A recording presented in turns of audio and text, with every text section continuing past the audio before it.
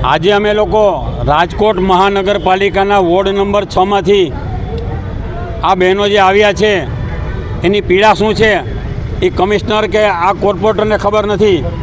Ward number 6ના corporator ઘણા ટાઈમથી ખોવાઈ ગયા છે. 3 વર્ષ પહેલાં એને ખાતમુહૂર્ત રોડનું કર્યું હતું, પણ આજ સુધી રોડનો પત્તો નથી. 9 વર્ષથી વોર્ડ નંબર 6ના આ લોકો વેરો ભરે છે, અને જો વેરો ન ભરી શકે એવી સ્થિતિ હોય એની તો આ વર્ષે વેરો ન ભર્યો તો 18% રાક્ષસી વ્યાજ આ લોકો લે છે. આ વિસ્તાર છે એમાં કોઈ જાતની સુવિધાના નામે શૂન્ય છે. કેટલા વિસ્તાર આવેલા છે દિનેશભાઈ? આ વોર્ડ નંબર 6ની અંદર અનેક સોસાયટીઓ આવેલી છે, ઓછામાં ઓછી 15થી 20 સોસાયટીઓ આવેલી છે, અને હજારો માણસો ત્યાં રહે છે. પણ આ લોકોને વેરો લેવામાં જ રસ છે. 9 વર્ષથી રહે છે. 3 વર્ષ પહેલાં એ લોકો ખાતમુહૂર્ત કરી ગયા, એમ છતાં પણ ગારાગ્રામ જેવી સ્થિતિ છે. સફાઈ નથી થતી. ત્યાંનો સાર્વજનિક પ્લોટ છે એ પણ ગાયબ થઈ ગયો છે. કોની મીઠી નજર તળે એ પ્લોટ વિયો ગયો છે. સાથે સાથે અહીંના કોર્પોરેટરો દર વખતે એમ કહે છે કે અમે આવતા વર્ષે રોડ કરી દેશું. ખાતમુહૂર્ત થઈ ગયું, રોડ નથી કરતા. તો આ પૈસા જાય છે ક્યાં?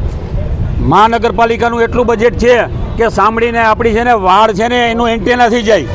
તમે પ્રાથમિક સુવિધાના નામે શૂન્ય, જેમ કે રસ્તો નથી, ગટરની સુવિધા છે પણ અહીંયા સફાઈ કે કાંઈ થતું નથી, ગટર ભરાઈ જાય છે. અને ત્યાં રોડ રસ્તા નથી, સાર્વજનિક પ્લોટ નથી, આંગણવાડી નથી, કોઈ સુવિધા જ નથી, સ્ટ્રીટ લાઇટ નથી અહીંયા. હવે આ લોકો 9 વર્ષથી વેરા ભરે છે. જો તમે 1 વર્ષ ચૂકી ગયા હો તો 18% રાક્ષસી વ્યાજ લ્યો છો. શરમ નથી આવતી આ કોર્પોરેટરોને? માત્ર ને માત્ર તમારે પૈસા જ ખાવા છે. અમારી માંગણી એમ છે કે રાજકોટમાં અનેક વિસ્તારો એવા છે જ્યાં રોડ, રસ્તા, લાઇટ કે આંગણવાડી કોઈ સુવિધા નથી. સુવિધાના નામે શૂન્ય. અમુક વિસ્તારમાં તો કોર્પોરેટર એમ કહે છે કે તમે અમારા મતદારો નથી. 1 નંબરમાં પોઝિશન છે, 18 નંબરમાં પોઝિશન છે. તો આ લોકોને તમારા મત આપે તો તમે એના કામ કરશો. હું જયમીનભાઈ ઠાકરને અહીંથી તમારી હાજરીમાં ફોન કરું, તમને ખ્યાલ આવે કે શું પોઝિશન છે. અમારી માંગણી છે રસ્તા થવા જોઈએ. આ લોકો હેરાન ન થવા જોઈએ. ગટરની વ્યવસ્થા, સફાઈની વ્યવસ્થા, વેરો ભરે છે એને પૂરું વળતર મળવું જોઈએ. માનવી ત્યાં સુવિધા અમારો હક છે.